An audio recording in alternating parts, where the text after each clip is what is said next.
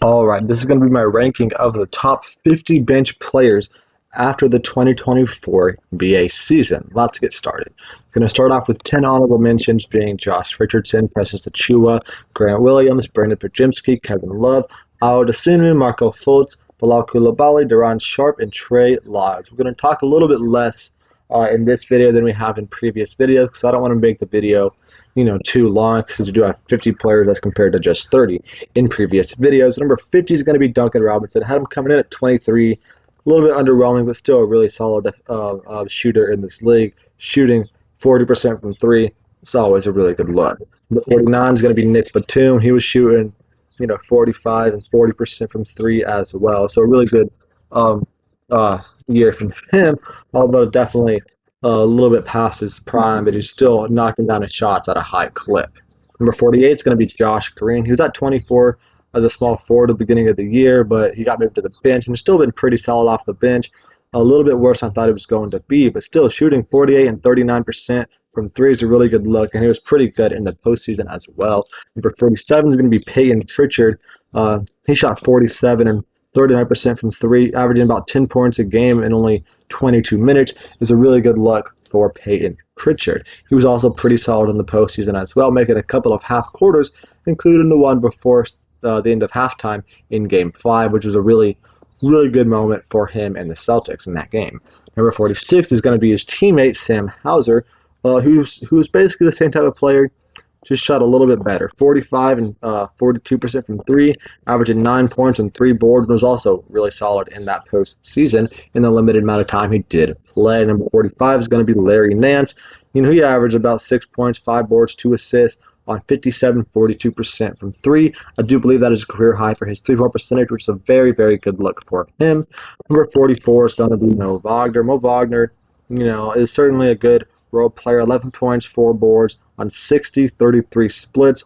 I'd like to see that 3-point percentage a little bit higher because I do think it's been higher in the past, but still shooting 60% from the field is always a good look. Number 43 is going to be Lonnie Walker. He averaged about 10 points, 2 boards on 42, 38 splits.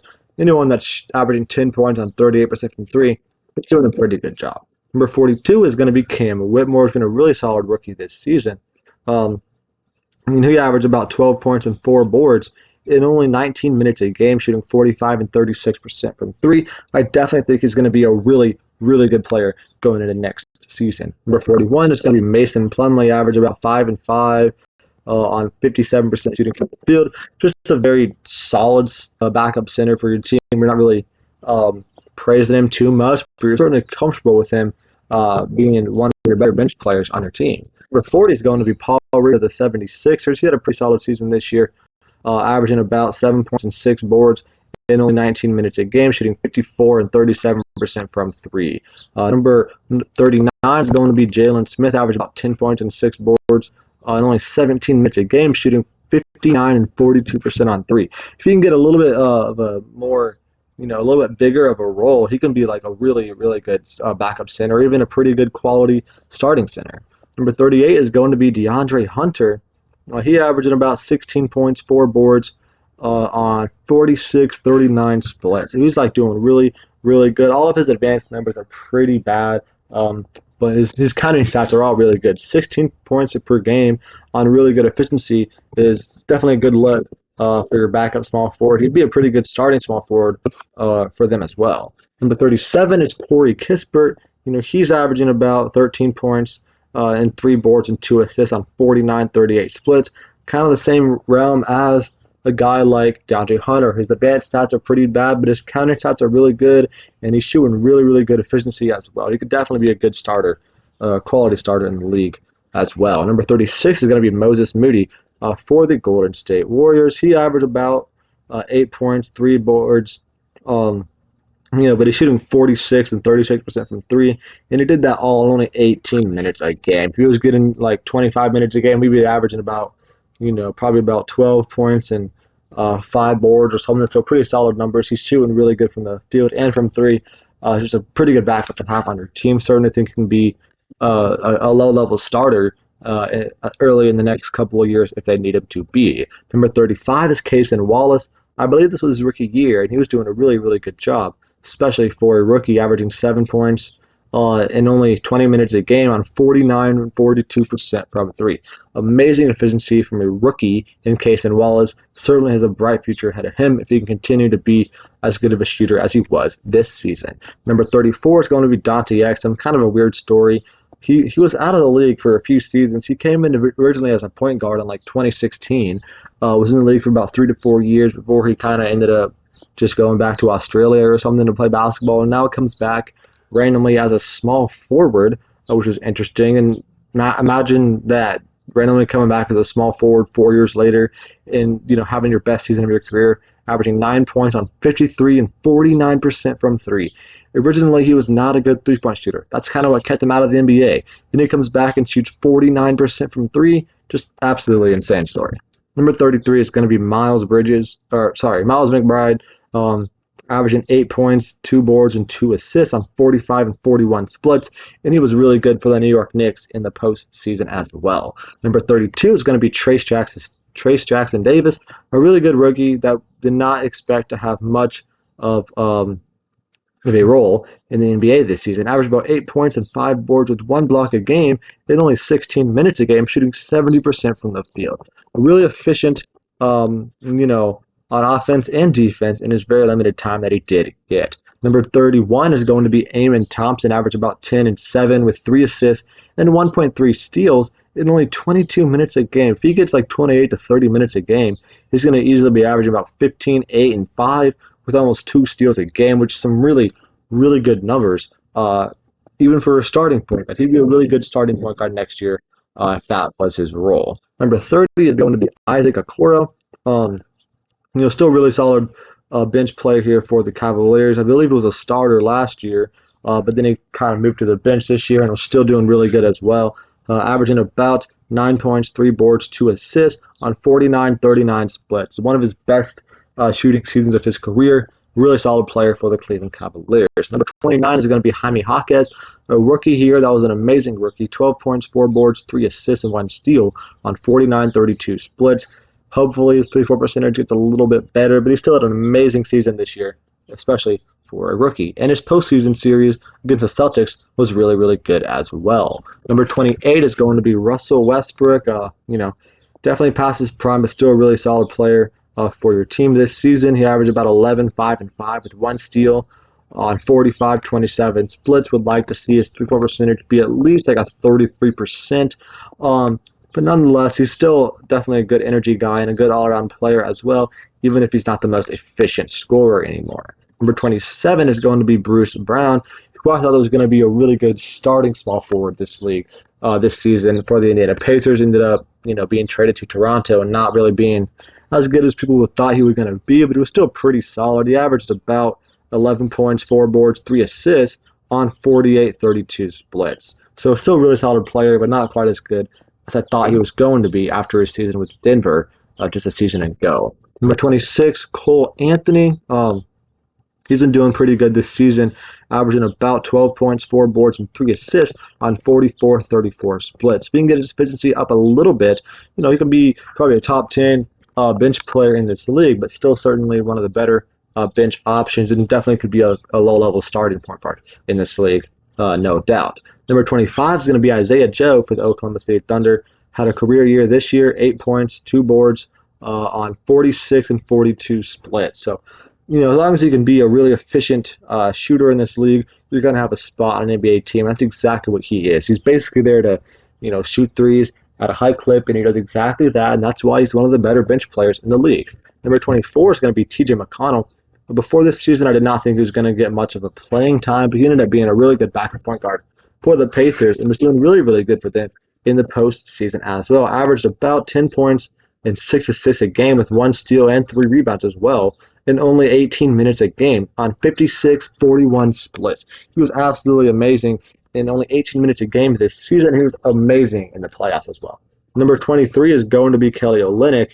Averaged about 10 points, 5 boards, 4 assists on 56-39 splits. I did not know he had that, facilitating and to average 4 assists in only 22 minutes a game, but he's been doing that this season, been a really good offensive player and really, really good efficiency as well. Number 22 is going to be Keldon Johnson. I thought he was going to take like a really big leap this season. I kind of thought he was going to take the leap that Devin Vassell took this year and be one of a top 10-ish at his position, but he did not do that. He was still a good player, certainly, but I thought he was going to be one of the better small forwards in the league. He's still one of the better bench players in the league, but not quite. It's not quite the same thing as being one of the best small forwards. Average about 16, 6, and 3 on 45, 35 splits, but that's just like good numbers. It's nothing too spectacular to be one of the best at your position. Number 21, going to be Chris Paul, who I thought was going to be a quality starting point guard for Golden State. Not one of the better ones, but still like a good point guard. But this season, he was very underwhelming. Obviously, his age has caught up to him. He's 38 years old, and that very much showed this season with Golden State, averaging only 9.7 assists, 4 boards on 44-37 splits. Still some solid numbers. Still definitely one of the better bench players in the league, but he's nothing special to your team anymore. Number 20 is going to be Jordan Clarkson. He's still one of the better bench scorers in the entire league, averaging about, where'd it go? Averaging about 17 points per game on 41-29 splits. Not very efficient, but still a bucket getter nonetheless. Also averaging 5 assists a game is some really good numbers for Jordan Clarkson. Number 19 is going to be Caris LeVert, who averaged 14, 4, and 5 with 1 steal a game on 42-33 splits. Kind of like Jordan Clarkson, good scorer, not the most efficient, but you'll kind of live with it because he can go off for 30 any given night.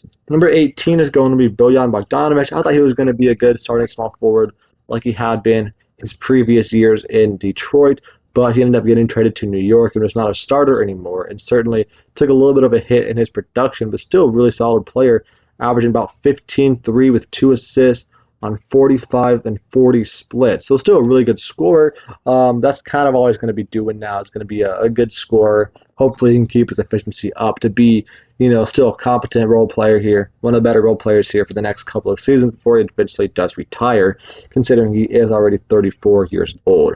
Number 17 is going to be Rui Hachimura, who's averaging about 14-4 with 1 assist on 54 and 42 splits.